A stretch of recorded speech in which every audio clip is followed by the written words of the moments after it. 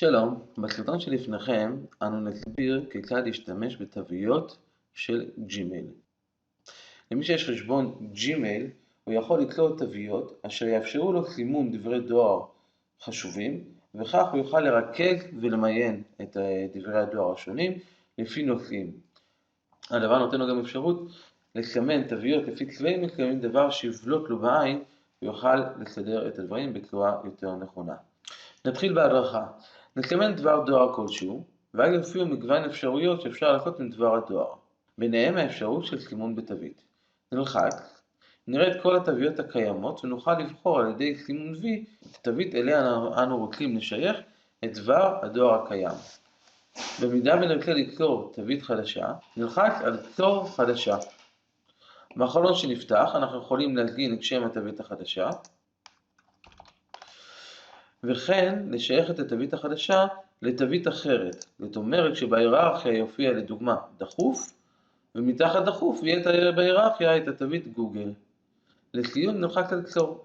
במידה ונרצה במקום ליצור תווית חדשה לנהל את התוויות הקיימות, נוכל ללחוץ על אותו כפתור, ולמטה במקום צור חדשה נלחץ על ניהול תוויות. בחלון שנפתח אנחנו רואים את כל התוויות הקיימות כתוויות מערכת, כגון דואר נכנס, סימון בכוכב, דואר חשוב וכו'.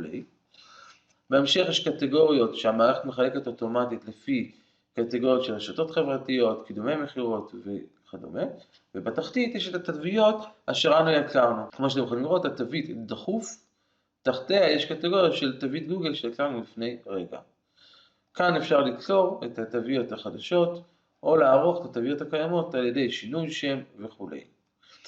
דבר חשוב נוסף, בצד שמאל אתם רואים את כל התוויות הקיימות.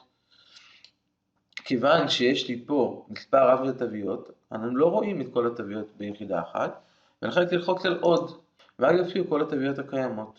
בחלון הניהול אנחנו יכולים להחליט איזה תוויות יופיעו בחלון הראשי. לדוגמה, אני אעשה אסתר לכוכב, והוא נעלם מפה. וכך נוכל לבחור כמה תוויות אנחנו רוצים לראות ואיך. לכל תווית ותווית אני יכול ללחוץ על הסימון לידה, לבחור את הצבע המתאים לתווית שאני רוצה, והאם היא תוצג או לא תוצג ברשימת התוויות, והאם היא תוצג או לא תוצג ברשימת ההודעות או השיחות שנמצאות למטה.